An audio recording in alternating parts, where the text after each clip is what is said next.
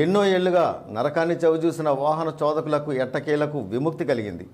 Padmanabham police station నుంచి గోస్తని వంతెన వరకు పెద్ద పెద్ద గుంతలతో నిండిన రహదారి బాటసారులకు సైతం చికాకు పుట్టించేది. ఇక వర్షం కురిసిందా అంతే సంగతులు. కురిసిన కొద్దిపాటి వర్షానికే రోడ్డంతా జలమయమై చెరువును తలపించడం మాత్రమే కాకుండా 2-3 వారాల పాటు బురదమయమై రోడ్డంతా జుగుప్సాకరంగా తయారయ్యేది.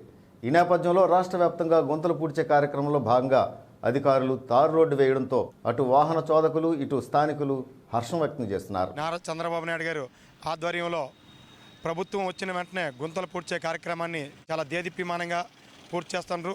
మా ప్రీతమ నాయకులు మాజీ ముఖ్యమంత్రి అయినటువంటి భీమిలి నియోజకవర్గం ఎమ్మెల్యే గంటా శ్రీనివాసరావు గారు ఈ రోడ్డుకి శంకుస్థాపన చేసిన 2 రోజుల్లో ఈ రోడ్డు పనులు మరమ్మతులు పూర్తి చేస్తున్నారు.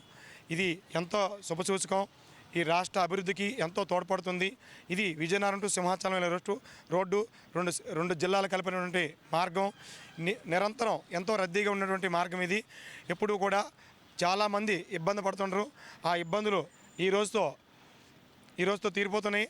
ప్రజలు ఎంతో సంతోషాన్ని వ్యక్తపరుస్తున్నారు. ఈ రాష్ట్రానికి పట్టిన దరిద్రం వైఎస్ జగన్మోహన్ రెడ్డి ప్రభుత్వంలో 5 ఏళ్ళు ఒక గుంత కానీ ఒక రోడ్డు కానీ ఏమీ జరగలేదు. ఈరోజు టీడీపీ ప్రభుత్వంలో ఈ రాష్ట్రం అభివృద్ధి దిశగా ఎంతో ముందుకు తీసుకుపోతుంది.